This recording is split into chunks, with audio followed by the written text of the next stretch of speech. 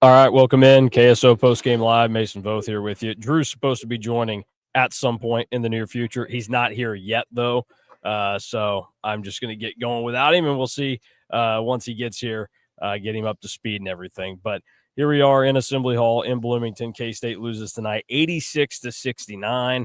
So the problems that they had against Nebraska, those came back into the picture tonight and contributed to this loss in some way. Another really slow start for K-State, but they were able to dig out of the hole and they chopped the lead all the way down to 4 at one point, but then they let Indiana go on another run and really couldn't do anything from that point to get themselves back in the game. They just pulled themselves out of it a little too much. So not encouraging the way that they played this evening, and just a lot of the problems that either carry over from previous Jerome Tang teams we are seeing more here. And then I think just some other areas where that are specific to this team are causing problems right now. I think where we'll talk about the bigs here in a little bit. That's been pointed out in the chat already.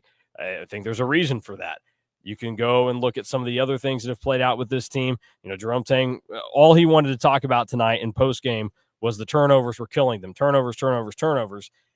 And I, that's true.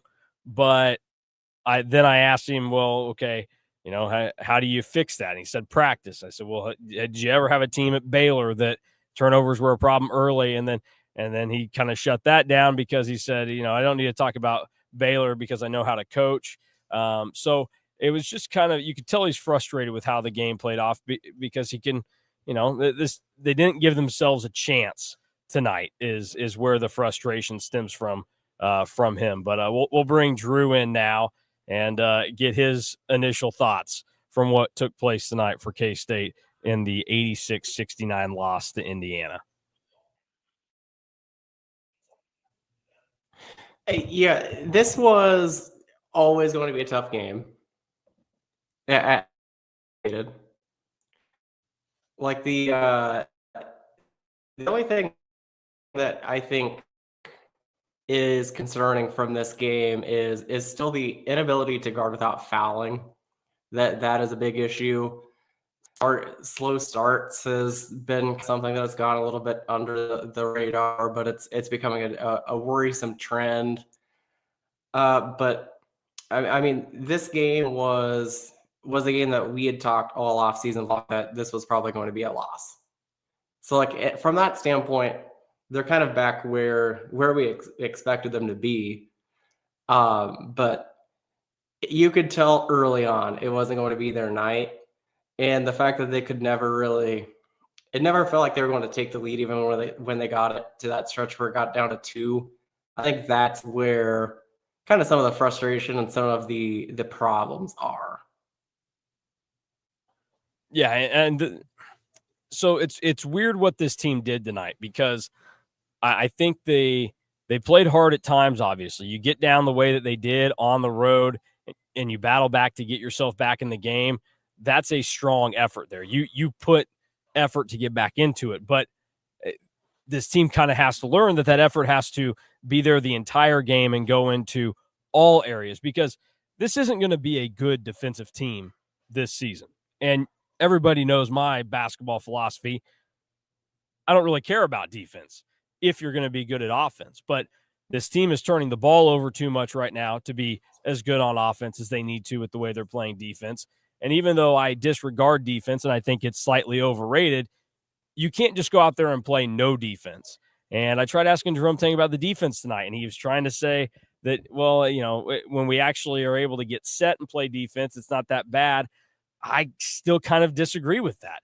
And, he looked at how the shooters shot the ball for Indiana. Okay, but the second straight game that you just got obliterated inside from 2. Drew's having connection problems, so we'll boot him out of here. Maybe he'll get out of here and he'll come back and be better off. But I found that weird too, how that discussion went.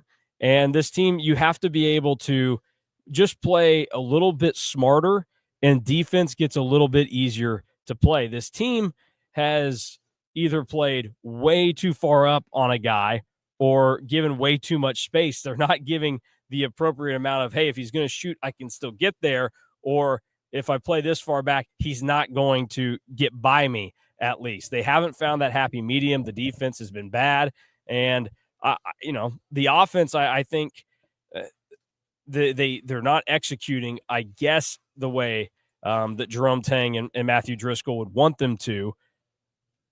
But I also just kind of wonder if it doesn't look like they're playing as fast at times as they need to. And when they are deciding to finally play fast, it's maybe at the wrong moment.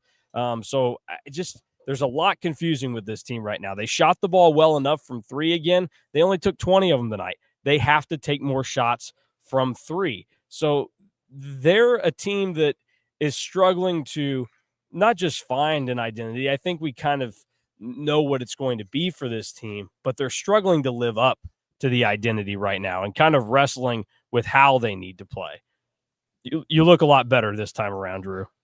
Yeah, it's pouring rain here, so I think that is a part of our issue here with the connection. But yeah, they do stylistically have a problem right now. Like they want to be a team that can shoot threes. They could barely get any off, and I mean you could barely get your best shooter any looks tonight. And because he couldn't get him any looks, he couldn't be on the floor because he also couldn't guard. Like there is a lot that can be fixed from a game like this, and in a way, you kind of need a game where you find all your flaws early. Like this could be, if you want to look kind of like the glass half full sort of picture. K-State drops 4 spots in Ken Palmazol from losing tonight's game like the way that they did. The 2023 team got stomped by Butler in their first true road game, kind of found out what their flaws were, and they learned from them. Now it's going to be, how can you learn from this? Because you can't have a game again where you go on the road and you have 19 turnovers, only 24 made shots, and foul 25 times. Like, you have to figure out how to defend without fouling, how to stop turning the ball over. And I think sometimes you just have to find a way. How are you going to adjust to what the officials are calling? Because you couldn't find a rhythm offensively, because even though they kept calling travels pretty quickly tonight, none of the guards could adjust and figure out how to kind of make that move as soon as they catch the ball without traveling. So I think that's a little bit of a concern, but I don't think that we necessarily learned a whole lot about this team tonight, because we all kind of knew if they were going to have a game where Abdi Bashir, PJ Haggerty, and Nate Johnson all struggled to score and struggled to be efficient, that they are prone to getting kind of worked against a good team like this. Yeah, and I don't think they necessarily struggled tonight because it was an off night and shots didn't fall or whatever. I think a lot of it had to do with just how their desire, how they played this evening, in terms of, like, Jerome Tang thought that there were times where they could have had looks, but the players didn't get their feet set properly to get a shot off. Obviously, Abdi Bashir just isn't going to play if he's not going to be able to take or make shots from three. That was the case tonight. So that's a problem moving forward for this team. You can't have that. And, PJ Haggerty spent its extended minutes on the bench this evening. Haggerty ends up totaling 36 minutes, but a lot of it came in a stretch there in the first half where when K-State kind of made a push and you're going, why isn't he on the floor? Why isn't he on the floor? It felt almost like a message type of situation. And I thought, I don't know. I thought the Haggerty post-game experience was kind of strange, the way that it played out. CJ Jones was the other player that we talked to. I asked CJ about, he was on last year's team, so he's experienced a losing locker room with that team and this team. And I asked him what was different. He seemed to think, hey, like, this team's going to be this team's playing for each other a little bit more together. He said there's a lot of love in that locker room. So I think they'll hold things together a little bit better, but they've just got a lot of learning to figure out right now. And I go back to the turnover thing.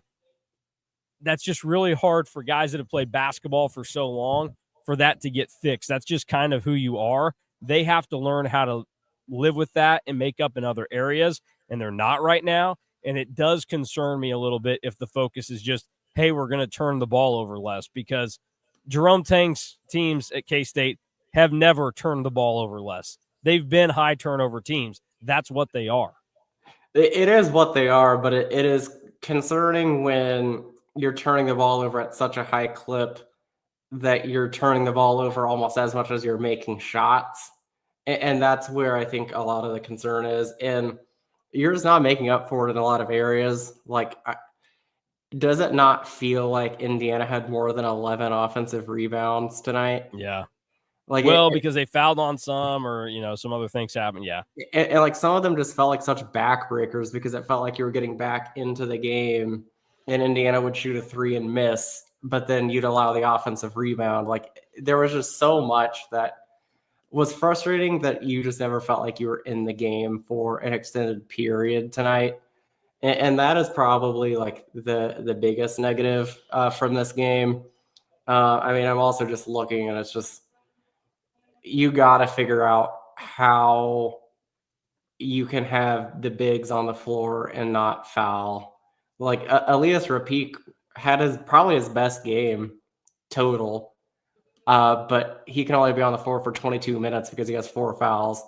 Kamari McGriff had 2 fouls before the 17-minute mark. Doreen Buka actually did not foul, but he only played, or didn't foul much, but he only played 6 minutes. Like, there was a lot tonight on the defensive end that, like, you would hope after how poor it was against Nebraska that it would have gotten like somewhat fixed or just look a little bit better, but there's a lack of communication still. I think there was a play when K-State cut it to 12 or 13 that Elias Rapik and Nate Johnson ran into each other on a handoff that allowed a layup. Like, that is still really bad and is an area that needs to get fixed. Indiana still shot the ball really, really well from 2. Like, there are a lot of things that if you really want to point to and say, like, is this going to be fixable? It might not be. And this is the story of all season. Like we've talked about, they're going to have to outscore teams, because if they don't outscore teams, you can get a gross result like this where you lose by 17, and it was a 20-point game with a minute left. You hit a 3 to cut it to 17. Like that is just kind of how you live when you can't play good defense. If your offense is down, like, you're prone to get blown out, and especially on the road. But again, your next test is surprisingly on Saturday, because all of a sudden Seton Hall is looking like it could be a quad 2 type game. You got to win that. Creighton is worse than we expected coming into the year, so like that game feels a little bit more gettable now. But this game doesn't really do anything for me long term, because we've all said before that like 10-3 is the goal in the non-conference. It doesn't matter how you get there. They can still do that. Yeah, they can. It's just the good thing is this team is going to get another opportunity to try to prove themselves on the road against a decent team in Creighton. Certainly not as good as past Creighton teams, or at least the way that they've started the year. So it's going to be fascinating to see what that looks like. You go and look at how the game played out. Like, yeah, K-State turned the ball over a lot tonight. So did Indiana. Indiana turned it over 17 times. K-State needs to be just as good in transition and off turnovers as Indiana was this evening, because that's what K-State's supposed to be. They're supposed to be getting up and down the floor and playing fast and fun, and they're really not doing that. So I just think they're not executing very well right now. I think complacent is the word that I would use to describe this team. I think the players on the floor look complacent to start games, and then obviously you get in a hole. It gets really tough if shots aren't falling or certain things aren't going your way. That's going to keep stacking up. I think the coaches are complacent with how they're handling the game. They keep throwing 1,000 different guys on the floor and hoping that something sticks. They just don't have clarity right now, and they don't even have the slightest guess of how to make it work. Ron says, can someone please explain why Abdi's on the bench the whole second half, down 10-18 with Moby and Kostic can't play D? Yeah, I mean, that's just one of those where, like, he wasn't getting his shots tonight. They weren't going to put him out there. And it just kind of to what we're talking about there. The problem I think with Abi specifically is that you can probably live with it a little bit more with Kostic because he is a better playmaker than Bashir is. And Moby's out there because there's nobody else that can play his position that can Well, you're just defend. hoping that somebody can grab a rebound or something, and nobody could deny that. That's a big problem. Like Moby is out there because Rapik had 4 fouls, and nobody else can really defend that's at that position right now either. So like it is a growing problem. I assume that you talked about this to begin the show, but everything felt off from the beginning. Like when it's 8-0 and it's not even 2 minutes in, like you can call a timeout there. Like that's okay. Like you shouldn't wait for it to keep growing and just like waiting for immediate timeout when you know things aren't going well. Because you know who called a really good timeout sneakily tonight? Yeah, Darren DeVries, when it was 20-4 and went to 20-9 in like a 30-second stretch, and DeVries immediately called the timeout. That's a really, really good timeout because K-State was getting out in transition, was getting out and making a 3, and they just felt like they had some momentum going, and DeVries immediately shut it down. Like, if K-State starts this way against any team, it's okay to call a timeout early on. Like, we've grown up watching. I thought Jerome Tang should have called one after it was 5-0. I just when you start like that first road game and the way that it happened, I think you use it right there and try to get the reins pulled in immediately. I mean, so they were able to eventually battle back, but if you stop the bleeding there, it just Jerome Tang has struggled with this timeout usage since he came to K-State. We've grown up watching a lot of Bill Self games. Bill Self is never afraid to call a timeout the first. No, I mean that guy.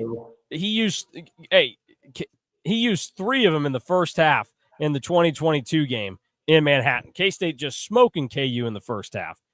Bill Self, timeout, timeout, timeout. He was not taking any timeouts to his grave. And guess what? It ended up working out. They came back. They won the game. And he still had a timeout in his pocket at the end of the game. Yeah, incredible. Like a couple of good ones from Street Crawler here that I want to hit on. We'll be quick tonight.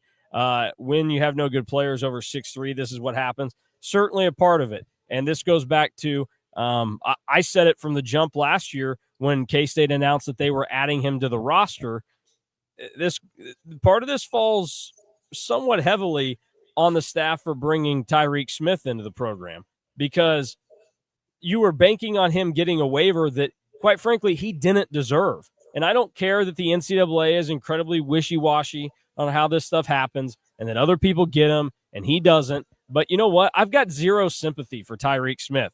The guy played a lot of college basketball. He was on a roster last year. And just because you went to a train wreck program with a train wreck coach and you got upset that you weren't going to get to play or you weren't going to get as much money as you thought you deserved or you wanted or you were guaranteed and you left before you played a single game, that's not the NCAA's problem.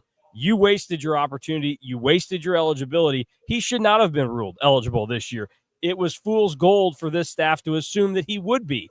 And that assumption that they were going to be able to get him eligible is costing them right now because that's how you end up with Kamari McGriff, an undersized 5, having to play that position for you. A guy who didn't even start at UNC Wilmington last year. That's how you end up having to scramble and bring a guy like Durim Buka into the program who very raw. Don't know that he's ever going to be of a high enough caliber to give you real minutes in the Big 12 with his size. They are going to have to battle through that all year. So you have to make it irrelevant, and you have to do all these other things that this team is supposed to be based on a whole lot better than what they're doing right now. And it all comes back to that word of complacency that I talked about.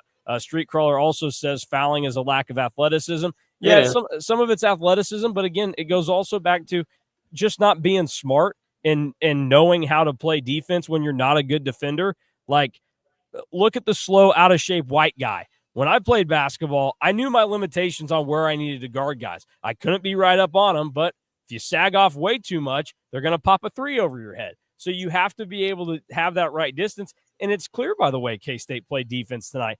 Guys were catching the ball with 5 feet of separation between them and the nearest K-State defender. That is unacceptable. Then you have guys like David Castillo who can't guard a soul, running up and getting right into a guy, and then boom, gone, by a layup. Boom, gone, by a layup. So that's one of those things that this team has to get figured out.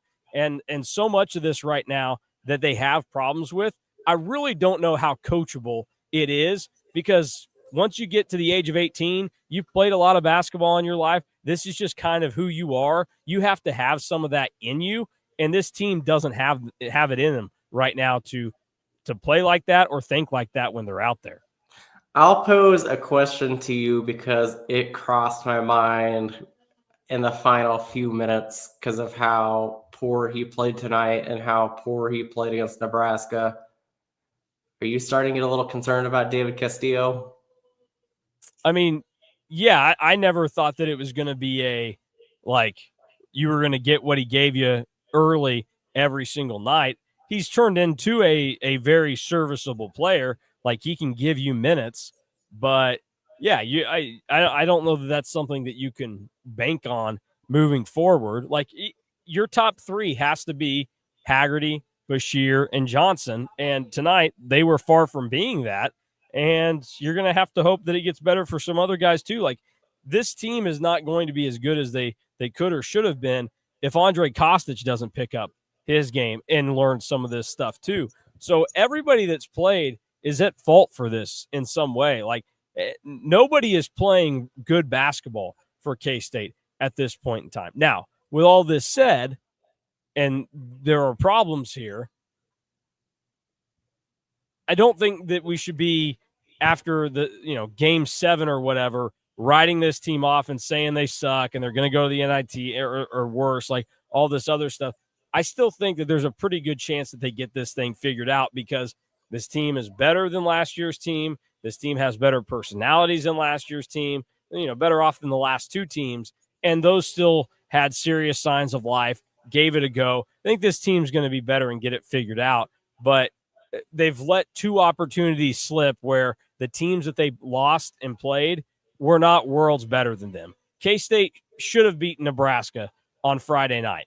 They could have come into Assembly Hall tonight and beaten Indiana. This was not a tough place to play. This was not an overly talented Indiana team. They made their fair share of mistakes, and you got housed by 17. So there's a lot of room for K-State to grow. I don't think it's going to be in the defense department.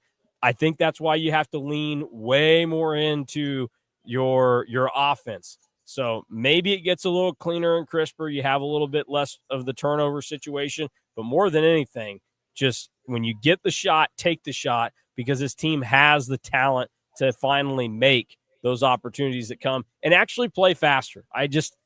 They did it occasionally tonight, but at the wrong time. It doesn't look like it did to start the season. I get the talent's a little bit better that you're facing, but you should still be trying to dictate the way the game is played. And K-State has not dictated the way the game's been played the last two times out against Big Ten teams.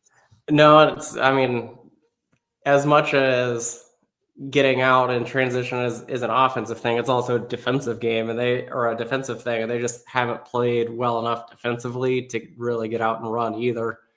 That's where we've talked about, like, they just need to be an average defensive team, and I think that we can kind of see where the offense goes from there, because they'll be able to get out and run more. Just wanted to hit on this because I see Ron talking about it. Yeah, Cal up 7 now on UCLA with 10 minutes to go. So, like, if you really want to hope and you think that K-State can get to the NCAA tournament, that's a win that would be huge if Cal can pull that off. Tulsa housed San Jose State today, has a huge game in the mid-major world tomorrow, facing UNI. So again, you're kind of hoping that game kind of ends up being more towards that Q2 instead of Q3. But tonight, again, like, I don't think that we necessarily learned anything different. It's just that if K-State has a below average to average offensive game, like, they still had 0.958 points per possession. If they have a game that they're just average offensively, a result like this can happen probably easier than we thought. Yeah.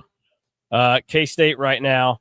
So there are, if you just want to go and look at it, there are 365 Division I basketball teams. K-State 321st in 2-point defense this season, now allowing opponents to shoot at 58.8% from two. So that's where the problem is, and that's why I asked about defense after. I'm like, well, I don't know that the defense was that good. So we'll see how K-State looks. Again, I think they can get this thing back on the wheels. I wouldn't overreact too much to it, but it's clear where the problems are, and we'll see if they can actually be addressed. But your room for error is gone in the non-conference at this stage. You have to, Monday, get back out there, blast Bowling Green at home, Marcus Johnson revenge game, beat Seton Hall next Saturday at home. You should be able to do that. You play the worst team in college basketball on December 8th when Mississippi Valley State comes to town. Have to win that game by 40, and then it's the road trip to Creighton that Saturday, and that's going to be a significant one for K-State before they close out the non-con with a couple of other really bad bye teams. Louisiana Monroe is one of the bottom 10 teams in college basketball this year. So next Saturday and then December 13th, huge games. If you lose to Seton Hall, you can't also lose to Creighton. So that's just where that is. And like that game turning into a sneaky big game because Seton Hall is now kind of good is not the direction I thought that game was going to go. I thought that was going to be a game coming into the year, like, you probably need to win that game by 10 to 15. Now it's like, just get out of there alive and you're good. Yeah, Seton Hall beat NC State last night by 11 in Maui. Today, tight loss to USC, 83-81. They'll close out with Wazoo tomorrow, and then they have a cheapie against Central Connecticut before they play K-State. So Central Connecticut beat Rutgers. That's not a... Well, Rutgers kind of sucks. Steve Peichel, massive fraud. All right, we'll get out of here. DY and I are going to hit the road, head back to Indy, be on early flight, get home for Thanksgiving tomorrow. Hope everybody else out there has a good Thanksgiving. If you're traveling, hope travel goes well. Don't go through DFW. Those pains in the butt down there. They don't know how to run an airport. Delays galore anytime you go through DFW. PTSD bringing up DFW. Hey, you know who didn't let me down this weekend, though, when I had to fly through there, Drew? Phoenix. Yeah, the Sky Harbor, baby. Always been a Sky Harbor guy, and I looked good for doing that this weekend.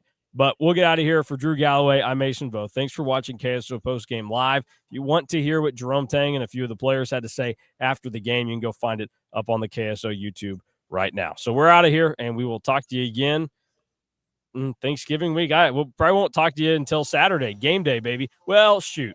Yeah, game day. We'll figure something out. DY and I will have to maybe sneak a preview in there. Crap. All right. We're out of here. See you later.